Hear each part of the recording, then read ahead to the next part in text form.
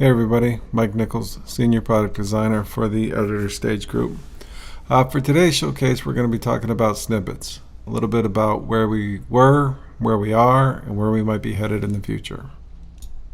But before we get into that, let's talk about the Editor Stage Group a little bit. Our design manager is Marcel, PM is Kai, and the engineering managers are Darva and Roman. We work mostly on the Web ID and snippets, a little bit less on live preview. We did just recently take over a VS Code extension called GitLab Workflow that we plan on doing some enhancements in the near future. For today, we're going to focus on snippets. So what are snippets? Snippets are really just small bits of code that are reusable and shareable. Some use cases might be reusing code among several projects, documentation for scripts and functions, or instructions for using the main project. So let's take a look at where we were. Let's hop back in the Wayback Machine and go back to 12.3-ish. So snippets used to be stored as just blobs in the database. This really limited the potential of snippets.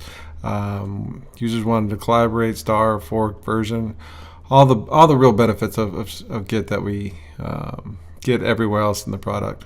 Really wanted to apply those to snippets themselves. So the lack of version control made it hard to know what the latest version was or what changes had happened.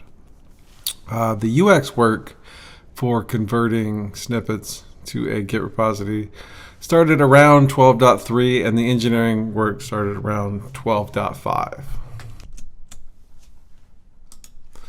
So now let's take a look at where we are today. So after a lot of long and hard work by our engineering team, we were able to introduce version controlled snippets in 13.0. So now all snippets are version controlled.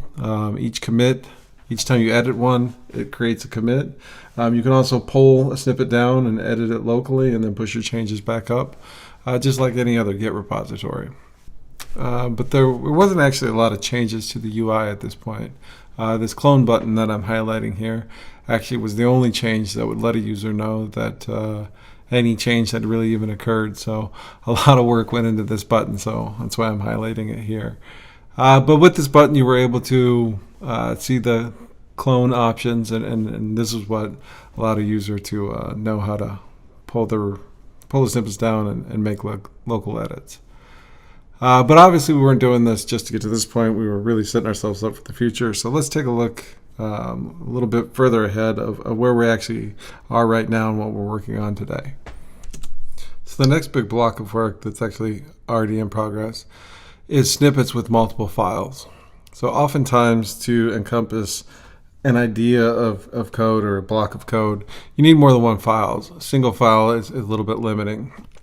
So in the customer use case that I'm highlighting here, it's a package.json. Another example might be HTML with CSS. But oftentimes today you need multiple files with multiple different file types to really encompass an idea of a block of code. So users will be able to create and edit up to 10 files. In the UI, we'll be displaying a list of those files. But also probably more importantly, when you embed them, those files will be included as well. So as I mentioned, work is already underway. For this, we're targeting 13.5 from when we think this might be completed. But I'm really excited about this. This unlocks a lot of possibilities, and this is something users have been asking for a while. So this should be good for snippets and really opens up a lot of doors of possibilities of things we might be able to do in the future. So after multi-file snippets, the next thing we're going to tackle is revisions. So with snippets now being Git-based and version controlled, you kind of get all the benefits that come with that. And one of the big ones is revisions and being able to see the history and the changes that were associated with that. So we will be introducing a revisions tab that lets users see who made what changes to what files and when. Kind of get all the benefits of Git. I won't go too deep into that. I think working at GitLab, we understand the benefits of Git and being able to see revisions and history and all that good stuff. But what I think it adds in terms of snippets is additional confidence and accountability, and I feel like users will be a lot more likely to share and reuse code if they have kind of an audit trail of where that code's at and how it got there. So the other thing we're working on is permissions. So I guess let me first back up and explain that snippets can live in multiple places. You can have personal snippets, and you can also have project snippets. I think a lot of folks are aware of the personal snippets, but the project snippets are a little bit less familiar. But what's interesting about project snippets is they kind of share a permission model that was based on the personal snippets, in that only the person who created the snippet and maintainers are able to edit that snippet. Developers are not able to make edits to snippets that another author has created. And this obviously doesn't align with the general kind of project level permissions that we have in place. So we're looking to bring those kind of back into alignment with the project level snippets. So when you're inside of a project, only the original author of snippets can make changes to the snippet. This has been a source of confusion to members of the project, as they might have permissions to edit other types of content, but not snippets. So what we're going to do is basically bring that permission model back into line with that of the snippets.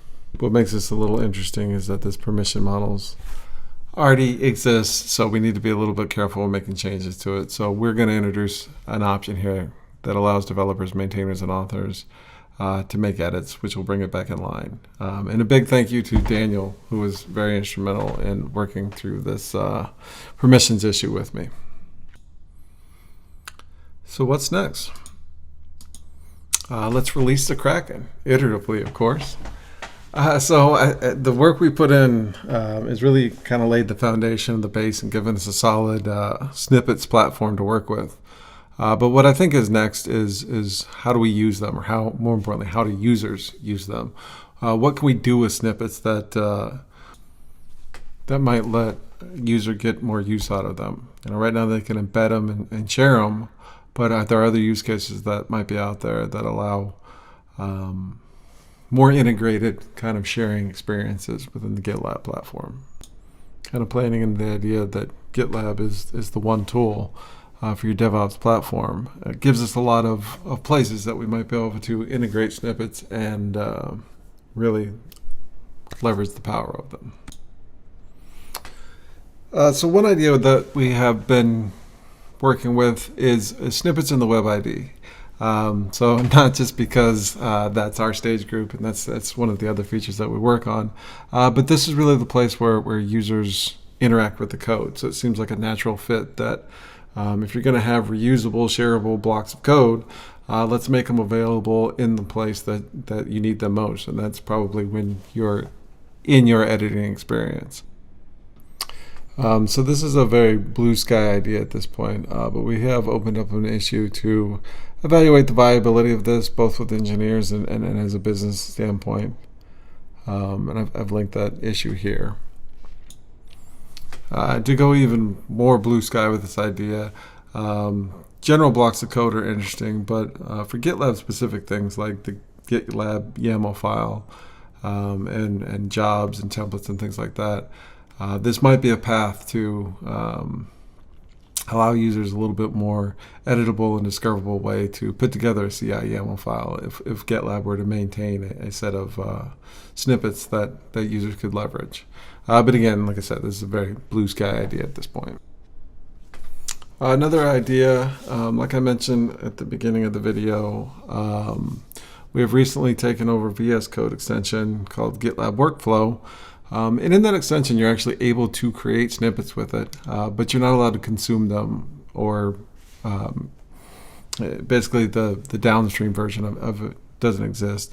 So very similar to the Web ID, having your snippets in the place that you edit code makes a lot of sense. So the second idea here would be a way for users to leverage their snippets directly in that VS Code workflow extension. And the last idea here kind of goes back to The idea of, like I mentioned, the GitLab CI YAML file or licenses or git ignore or files of that nature, basically template files that you would want to use within your project.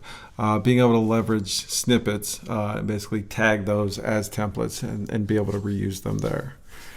So that's a couple of things we're looking at. But like I said, I feel like now that we've laid the foundation with version control and multi-files and being able to see your revisions, happy to hear any other ideas and see where we can take snippets into the future.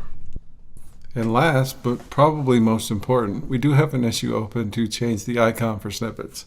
So the current icon is a pair of scissors, and we're looking to move to something that is maybe a little bit more code related.